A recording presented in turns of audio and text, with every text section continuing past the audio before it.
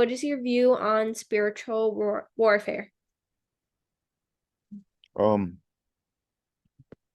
my view on spiritual warfare is we're definitely in warfare. Mhm. Um, but the way that I feel about it is light always shines in Mhm. darkness, and when we're like all the other steps that we talked about up to this point, if we're reading our Bible, if we're fasting, and if we're praying, um, it's like it's like we can be focused on things of the kingdom.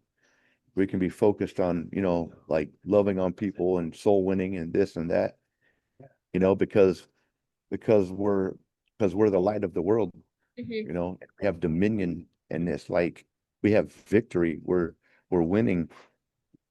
But when we're not reading our Bible and when we're not fasting and when we're not praying, it feels like we're struggling, and spiritually it feels like we're doing some real warfare, because we're struggling, Mhm. and I've been on both sides of that. And so warfare, of course there's spirits that are trying to keep people from hearing the truth. Mhm. And the Bible does say that the God of this world is blinding the minds and the eyes of people from hearing this. And so um my viewpoint is being able to persuade people to see the goodness of God, or to come into the kingdom of God. To me, that's warfare. Being able to pray for people and Mhm. persuade them, or to be able to win them from darkness into the light.